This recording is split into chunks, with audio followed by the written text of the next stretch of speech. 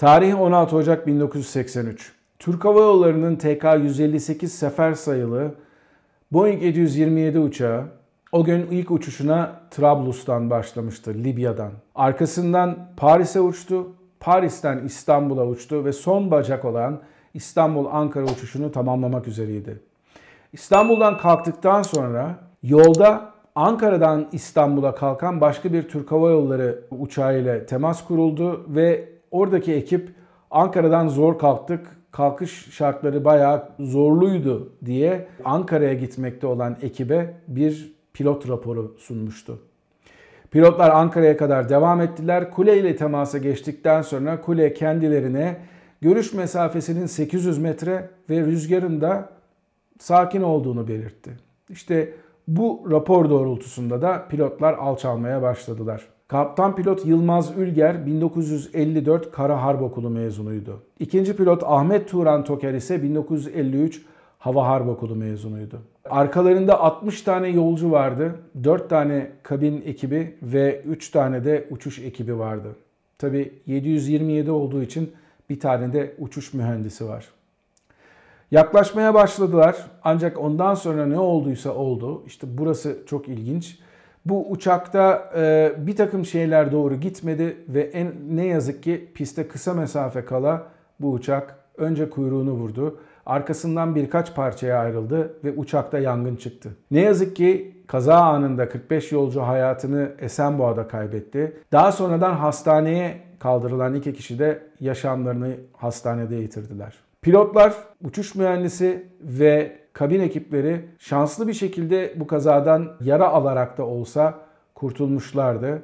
Kaptan pilot Yılmaz Ülger uzun bir süre savaşım verdi. Her ne kadar uçuşlara devam edebilecek sağlığa kavuşmasa da yer hizmetlerinde görev almış benim aldığım bilgilere göre. First Officer Ahmet Turan Toker ise belli bir tedavi sürecinden sonra uçuşlarına tekrardan devam etmiş.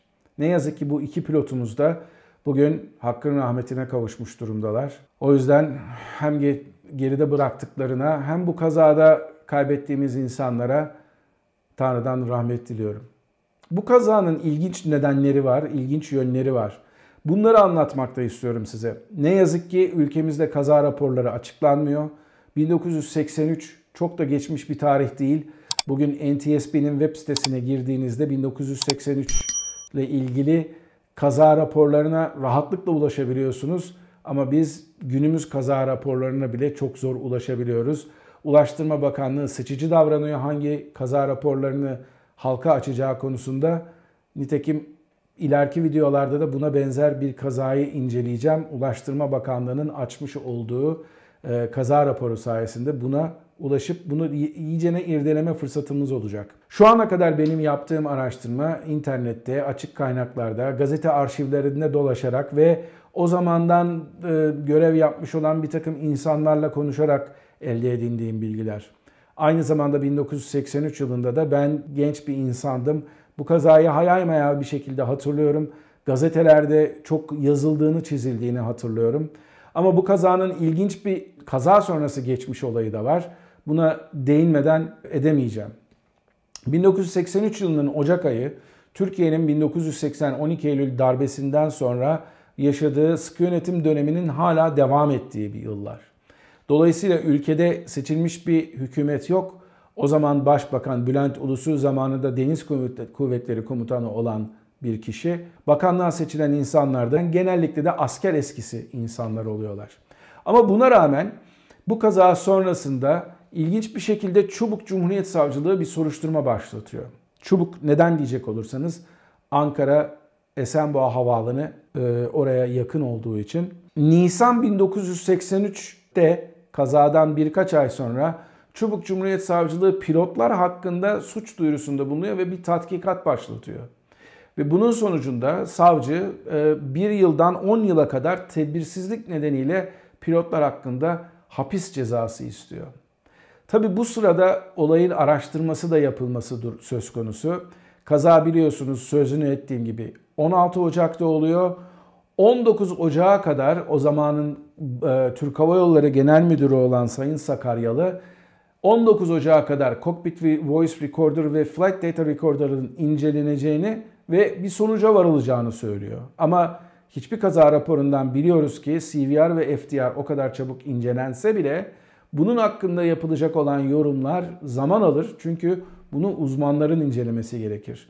O zamanki Türk Hava Yolları Genel Müdürleri de devlet tarafından atanan ve çok da böyle hava kuvvetlerinden uçmuş etmiş ama hadi gel Türk Hava Yolları'na genel müdür yapalım seni şeklinde genel müdür olan insanlar. Tabii değişik kaynaklar değişik haberler veriyorlar bu konuda. Gazetelerde yazılıyor, çiziliyor ve bu kazanın nedenleri arasında bazı kaynaklarda işte pilot inmemesi gereken irtifaya indi deniliyor.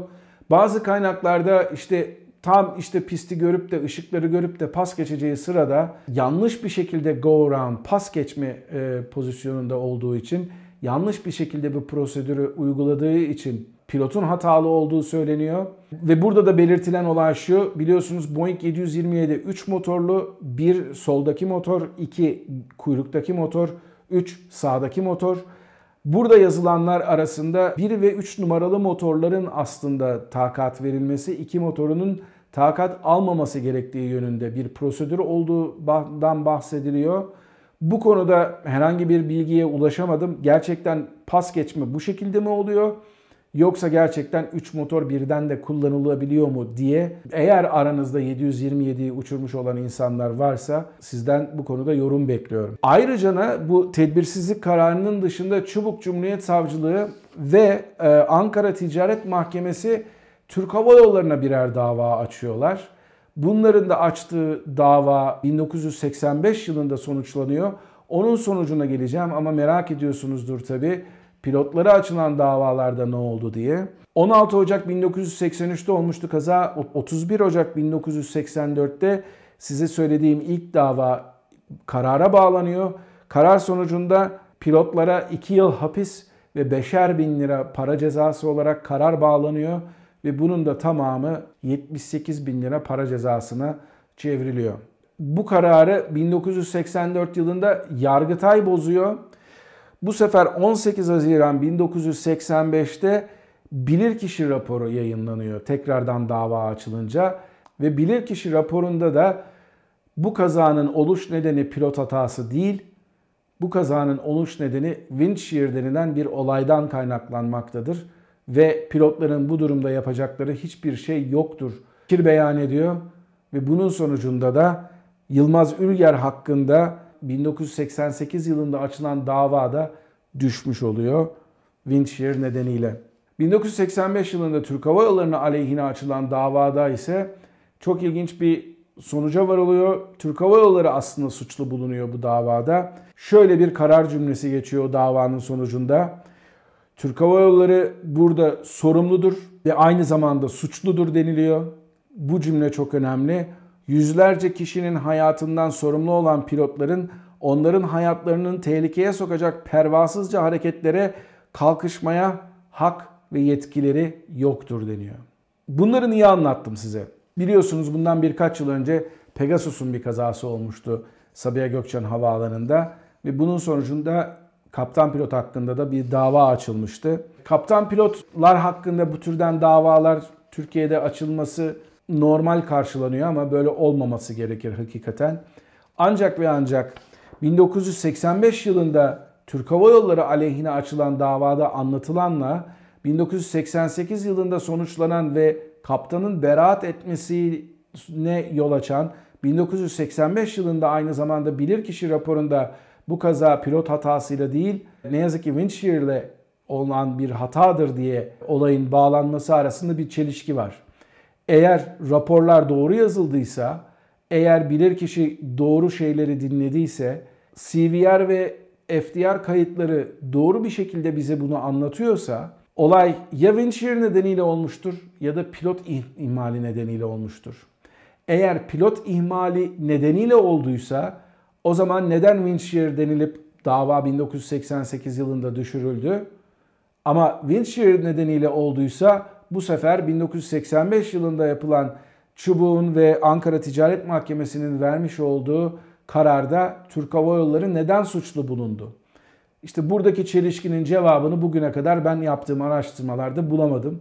Olaya yakinen takip eden başka insanlar varsa Bu konuda bilgili olan insanlar varsa aşağıya yorum olarak yazabilirler. Böyle insanları tanıyorsanız bana e-mail ile ulaşabilirsiniz. Bu insanlarla konuşmam ve olayı biraz daha açıklığa kavuşturmak açısından eminim yardımcı olacaktır. Bu olayın bir de 2 tane ilginç hikayesi var.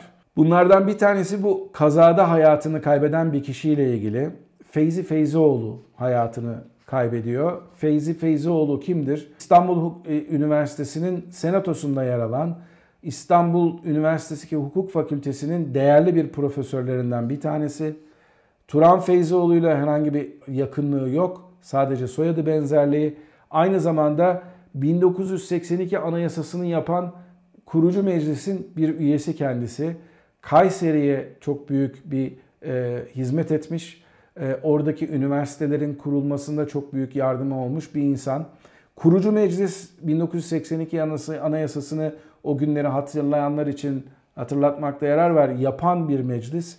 Tabii bu olayın bir de magazin yönü var. Yıllar sonra katıldığı bir televizyon programında Selami Şahin birisinin onu Ankara'ya davet ettiğini, benim programım var gelemem dediğini ve daha sonradan da tamam o zaman yani benim programım uzayabilir ama eğer uzamazsa ben o zaman uçakla gelirim Ankara'ya. Ankara'da da sizin istediğiniz programa çıkarım dediğini ve bu programda anlattığına göre kendi sahne programının uzaması dolayısıyla Ankara'da söz verdiği programa uçağı kaçırıyor ve o uçakta bu uçak. İşte öldürmeyen Allah öldürmüyor derler ya. Bu da böyle ilginç bir hikaye. Gerçekten rapor olmadığı için gizemlerle dolu bir uçak kazası.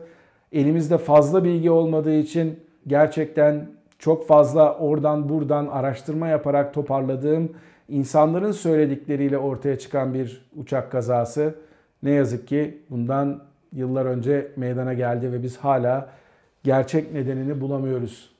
Bu videonun yapımında bana yardımcı olan birkaç kişiyi de anmadan geçemeyeceğim. Özellikle İrfan Sarp hocama çok teşekkür ediyorum.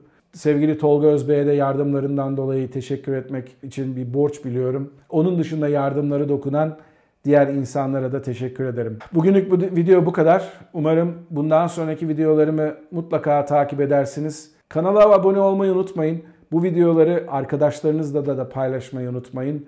Bir sonraki Kaptan Vaha videosunda görüşmek üzere. Mutlu kalın, esen kalın ama her şeyden önemlisi sağlıklı kalın. Hoşça kalın. Kar ve tipi havaalanının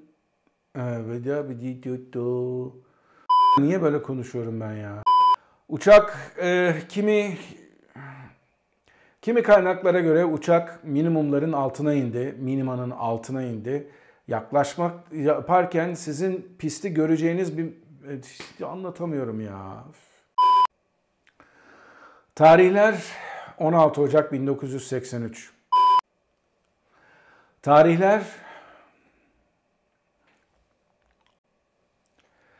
Tarih 1900 hayda. Bir türlü bunu geçemedik. Türk Hava Yolları'nın Afyon adlı Tango Charlie Juliet Bravo Romeo